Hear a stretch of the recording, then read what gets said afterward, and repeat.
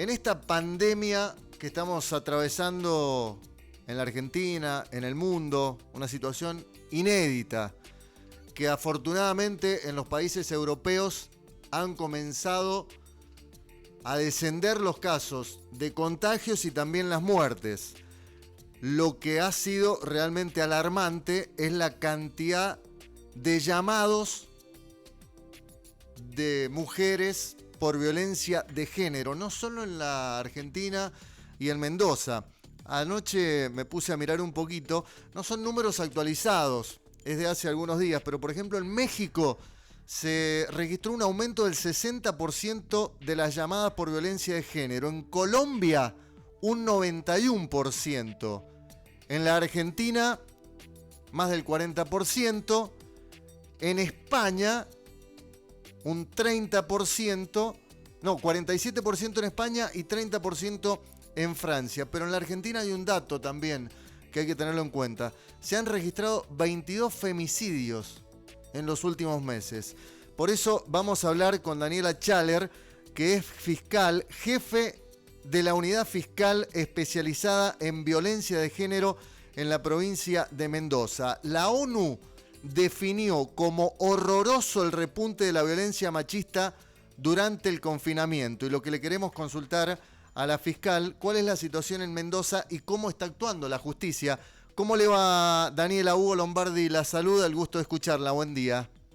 ¿Qué tal? Buenos días, Hugo. Muy bien, gracias. Bueno, muchas gracias por su atención.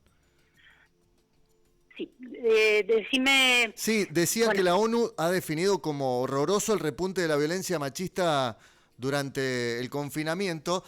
¿Cuál es la situación en la provincia? No vamos a hablar de números, de datos, de estadística, y cómo está actuando la justicia en esto. mira, la justicia ha puesto a disposición de las mujeres que son víctimas de violencia la posibilidad de realizar denuncias en forma online. Las denuncias van a entrar por dos canales. Esta forma online, que se realiza a través de la página del Ministerio Público Fiscal, en donde hay un link que habla de las denuncias online y ahí piden todos los datos y la mujer hace un relato del hecho. Se ingresa esa denuncia para originar una causa e inmediatamente los funcionarios y los fiscales que están de turno se ponen en contacto con la mujer para obtener mayores datos de lo que está sufriendo, porque generalmente son relatos muy cortos, muy escuetos y que no dejan ver bien cuál es el panorama que está viviendo la mujer. Esa es una de las vías. Y la otra vía es mediante comunicación directa con el 911, con la policía, cuando ya hay hechos que son más graves y que son inmediatos, que se producen ahí en el momento, la mujer o algún vecino o familiar puede llamar a la policía, al 911, se traslada al personal policial y toma el procedimiento ahí desde el lugar.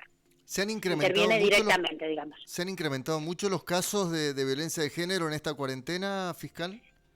Mira, me parece que es muy difícil hacer ese análisis Sí. ahora porque han aumentado las denuncias telefónicas porque justamente es la única vía que tiene la mujer para llegar. La mujer no sale a hacer la denuncia a las oficinas fiscales como lo hacía anteriormente. Antes no existía la posibilidad de esta denuncia online que se habilitó a raíz de la pandemia. Estaba para otro tipo de delitos y de situaciones menores. Entonces ha aumentado las denuncias online, han disminuido las denuncias presenciales.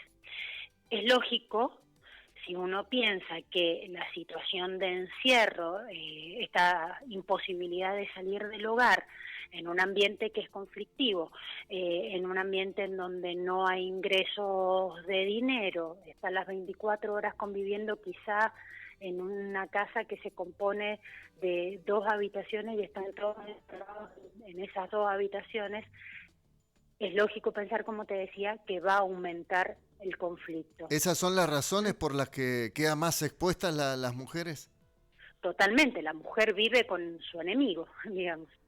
Está viviendo con su agresor, que es la particularidad que tiene este delito y no los otros. O sea, afecta mayormente a las mujeres que son víctimas de violencia de género y la violencia intrafamiliar en general.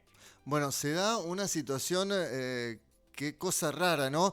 porque mientras la Organización Mundial de la Salud, los gobiernos piden que nos quedemos en casa para combatir a este enemigo invisible, muchas mujeres y niñas están más inseguras en el lugar donde deberían sentirse más tranquilas, que es su casa. Por supuesto, en el más o menos el 70% de los casos, el agresor de una mujer víctima de violencia de género es la pareja y o la expareja. Y en muchos casos, si no, mal no recuerdo, era como el 50% aproximadamente, los hechos se producen en el domicilio donde vive la víctima. Hoy las mujeres Esto, denuncian más que antes, doctora. Creo que se denuncia más que hace muchos años, en donde se consideraba que era un tema familiar, que se resolvía puertas adentro, en donde la mujer sentía mucha vergüenza y quizás una falta de apoyo también en estas situaciones. Le decían, bueno, ya se va a arreglar, esto es problema de pareja, se le decía anteriormente.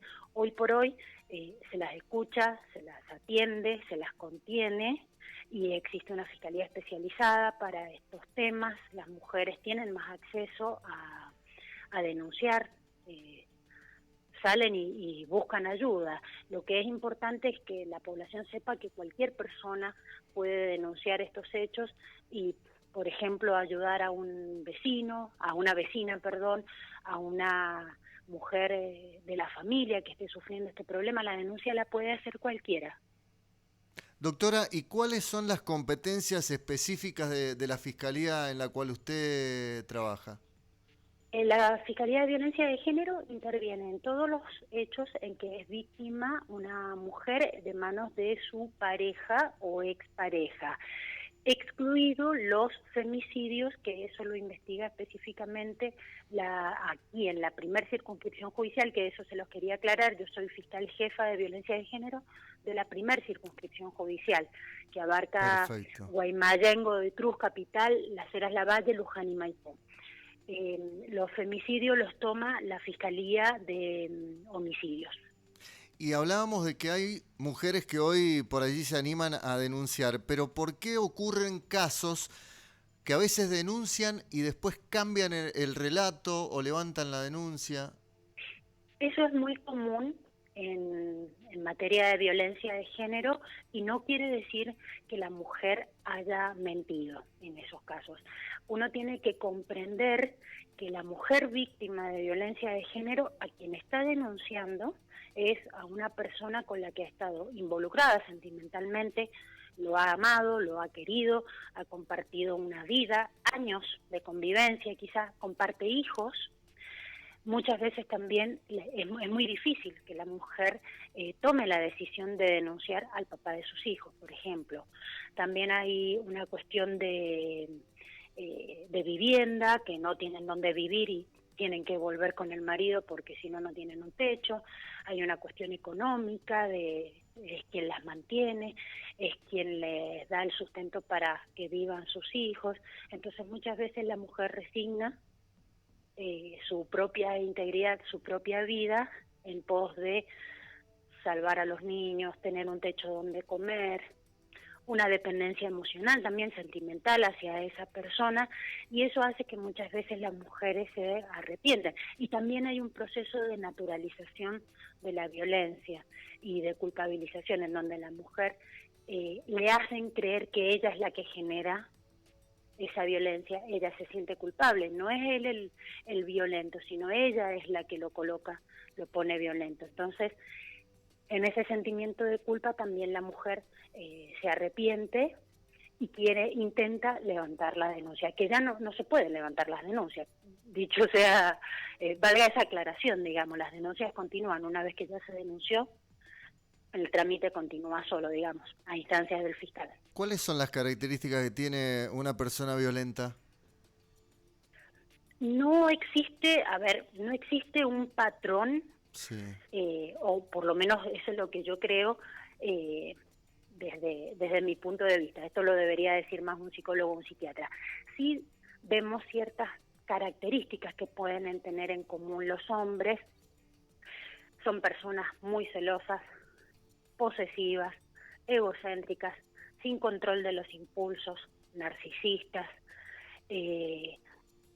no distingue clases sociales. Puede ser violento una persona con estudios universitarios, de una posición económica cómoda, digamos, o acomodada, como puede serlo una persona sin estudios, sin trabajo. No distingue clases sociales, no distingue religión, no distingue edades tampoco. Muchas veces el hombre violento se muestra socialmente como una persona muy simpática, agradable. Cuando la sociedad se entera que tal hombre ha sido denunciado por violencia de género, no, muchas personas no lo pueden creer, pues dicen, pero si es muy bueno, es simpático, es buen vecino, colabora. Bueno, es una forma también de enmascararse el hombre violento. ¿Y se recupera una persona violenta o reincide permanentemente? Hay casos que reinciden, muchos, y hay algunos que se recuperan. Depende de la voluntad de la persona y de que realice un tratamiento, necesita ayuda esa persona. Existe programas específicos de abordaje para agresores, para hombres violentos, y si lo hacen, todo depende de la voluntad del hombre. O sea, yo lo puedo obligar a hacer un tratamiento, pero si él no tiene la intención de recuperarse, no lo va a hacer. Es como cualquier tratamiento psicológico, psiquiátrico. Doctora, cuando hablamos de violencia de género, ¿a qué nos referimos? Y la ley en Argentina, ¿qué tipo de violencia de género es la que contempla, reconoce?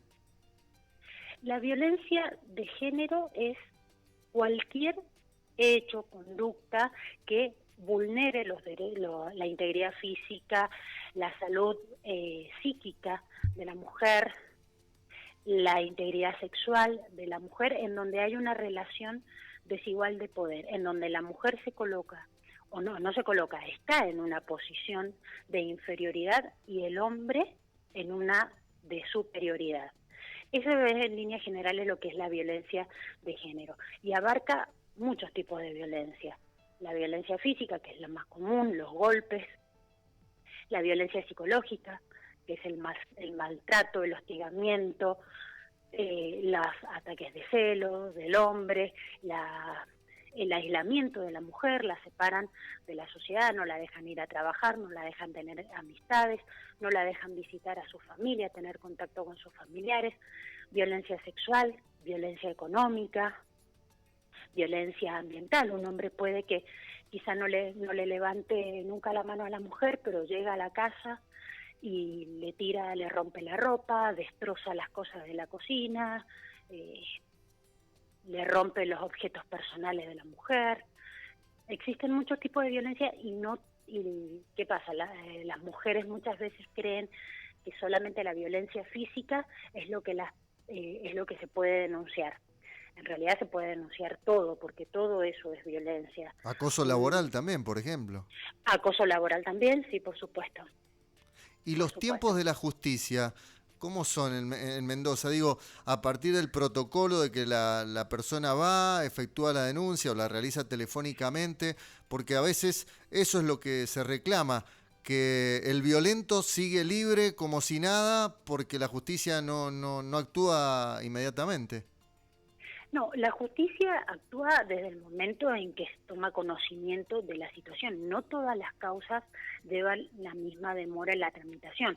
Hay causas más sencillas, como un delito de lesiones o un delito de amenazas, que tienen un plazo muy corto de tramitación.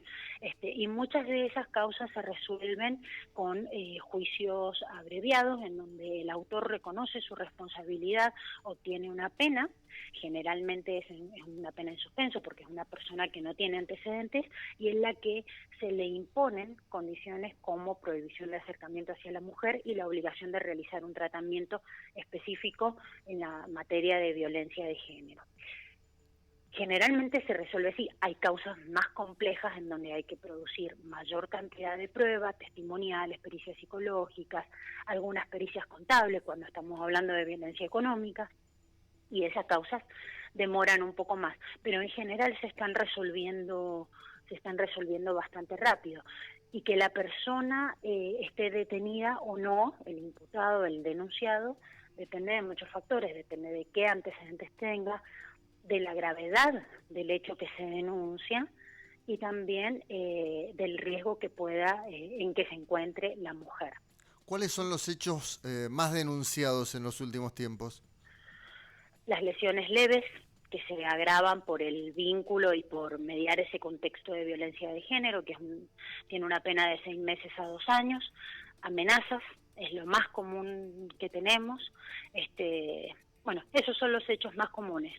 Y también la desobediencia, que es cuando media una prohibición de acercamiento por parte de un juez de familia y el hombre la incumple y se acerca a la mujer o mantiene contacto con ella por cualquier otra vía, telefónica o a través de redes sociales.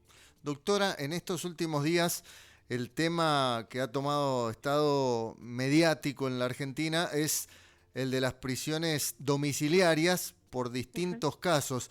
Sí. ¿Tarda mucho en llegar una condena, una sentencia firme para una persona que ejerce la violencia de género? ¿Y por qué se la autoriza con la causa que ha sido condenado de salir y volver a estar cerca de la víctima? ¿O hasta han puesto al propio domicilio donde cometieron el hecho? No. Eso es información errónea, eso no es así. Lo que le explicaba recién es, Sí. tarda en llegar una condena, lo que tarda la tramitación de la causa. Hay algunas que se resuelven quizá en 10 días, 15 días, y esa persona ya sale con una condena en su contra, digamos, el denunciado. O sea, la causa tarda lo que tarda en tramitarse la prueba para que la causa esté en estado de resolverse en un juicio. Y lo de las prisiones domiciliarias es un error, esto de decir que el imputado va a ser vuelve a la casa de la mujer donde que maltrató. Justamente es una de las condiciones que tenemos que revisar los fiscales a la hora de dictaminar si corresponde o no otorgar una detención domiciliaria, es que justamente el domicilio que se ofrece no sea cercano al de la víctima y se le deba preguntar a la víctima qué opina y si está de acuerdo con que a esa persona se lo beneficie con una detención domiciliaria. Son muy pocos los casos que acá en Mendoza se ha otorgado la domiciliaria. Y ha sido en casos en que, independientemente de la pandemia, le correspondía ese beneficio, como personas que tienen una enfermedad terminal, por ejemplo, que es un paciente oncológico, que tiene HIV, que tiene diabetes, que es una enfermedad grave que no puede ser tratada en el penal. No es cualquier persona ni todos los detenidos, no es así, se está ¿Y se han presionando a liberado la gente. personas que están en estas condiciones hoy en Mendoza? Yo Han habido muy pocos casos, yo he intervenido en 4 de ellos y en uno solo dije que sí porque la persona estaba, la causa en trámite todavía, no estaba condenado. Es decir, que en principio ¿Es una se prisión lo presume. preventiva? ¿Algo así se definiría? El, sí, el hombre estaba con prisión preventiva y se estaba realizando el juicio antes de la pandemia, pero bueno, sucedió lo de la pandemia y quedaba mucha prueba pendiente, por lo cual no se pudo continuar el juicio. Es decir, es una persona que por mientras está procesada y no condenada por un delito de violencia de género, está procesada y tenía HIV. Y se informó desde Penitenciaría Provincial que esa persona no podía continuar estando en el penal, se agravaba su situación de salud porque no podía ser tratado en ese momento por esa enfermedad. Ese es el único caso. Todos los otros que me lo han solicitado, por lo menos yo he dictaminado que no. Y es en general lo que hemos estado haciendo los fiscales. Aquí no hay muchos casos de personas que hayan obtenido la prisión domiciliaria. Y también hay un error cuando dice se van en libertad. No se van en libertad, van a estar detenidos en su casa y esto puede ser una situación que se revierta una vez que termine la pandemia. Si es una situación excepcional porque está la pandemia, muy probablemente la situación de esa persona, una vez terminado este aislamiento obligatorio, quizá vuelva a seguir cumpliendo la condena en penitenciaría. Doc- Tienen que darse un montón de condiciones, no tiene que ser un hecho grave para que se le dé la domiciliaria, hay que evaluar con mucha atención los hechos de violencia de género, hay que ver cuánto tiempo le falta a esa persona por cumplir su condena, porque quizás ha sido condenado, supongamos, a 10 años y le falta cumplir 5 meses. Entonces, no es que se libera ni se le da un regalo divino a una persona que ha cometido un delito grave. O sea, son muchas cosas que hay que tener en cuenta a la hora de dictaminar y de resolver una prisión domiciliaria. Doctora, ¿mito o verdad de que la mayor cantidad de hechos de violencia de género se registra en los sectores más vulnerables? Eh, Como le decía recién, la violencia de género no distingue clases sociales. ¿Qué pasa? La gente quizá de una clase social más alta le cuesta más denunciar. A una mujer de una clase social más alta me parece que no lo denuncia tan libremente, tan cómodamente, es como que se expone socialmente en muchos ámbitos, en los ámbitos escolares, laborales, y que por ahí decide callar ese tipo de hechos. No distingue clases sociales, solo que hay que ver qué cantidad de mujeres denuncian en una clase social baja y en una clase social alta. ¿Qué pasa si hoy una persona denuncia violencia por parte de su pareja y se quiere ir de la vivienda? ¿A dónde va en un momento como el de hoy? Si no tiene un familiar o alguien donde aislarse. Las municipalidades tienen refugios. En cada una de las municipalidades departamentales hay refugios para las mujeres que son víctimas de violencia de género. Pueden acudir ahí, pueden solicitar información a través del 144, que las van a derivar a donde puedan ser contenidas. Pueden acudir a un juez de familia para solicitar una medida de protección. Incluso quizá puedan hasta obtener ellas continuar en el domicilio y que excluyan al hombre, porque en principio ella debería quedarse en el lugar. Doctora, le agradecemos mucho la atención. Ha sido interesante poder hablar con usted. La línea es la 144, telefónica para denunciar. Para denunciar tienen que hacer la denuncia online y a través del 911. Y en el 144 lo que van a obtener es asesoramiento, información Ayuda. acerca de cómo deben proceder, ayudas y acerca de las medidas de protección. Bueno, hace algunas semanas leí por ahí de los barbijos rojos que se entregan en las También farmacias. en la farmacia. Sí, es solicitar un barbijo Sí. rojo. Eso, Es eso como es una obligación clave, digamos. sí, y es obligatorio en una farmacia, por ejemplo, que lo tengan, va una persona y lo pide y deben tenerlo. No sé si es que no sé si es que realmente vendan un Sí, barbijo rojo, sino que es como la clave que para identifica, solicitar ayuda, exactamente. claro. Y todas las personas del servicio de salud que tomen conocimiento de hechos de violencia de género están obligados a realizar la denuncia. Puede ser un... De hecho, Sí, hemos visto, o por lo menos he visto yo en las denuncias online que han ingresado últimamente, en que hay varias realizadas por personal, por médicos psiquiatras, por psicólogos, incluso por vecinos. Ha habido como un mayor compromiso de la sociedad en esta situación de pandemia. Se han involucrado y han denunciado los hechos que han tomado conocimiento. es decir, que no solo la víctima puede hacerlo a la denuncia, digo. Exactamente, Un cualquier familiar, un persona. Si vecino, yo, cualquier persona. exactamente, exactamente, yo si me entero o estoy escuchando gritos de la casa de al lado, puedo llamar a la policía tranquilamente y hacer la denuncia y puedo hacerla también online. Doctora, ha sido un gusto. Que la pase bien y que tenga buen comienzo de Bueno, semana.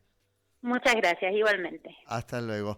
La doctora Daniela Chaler, que es fiscal jefe de la unidad fiscal especializada en violencia de género. 10 de la mañana, 2 minutos.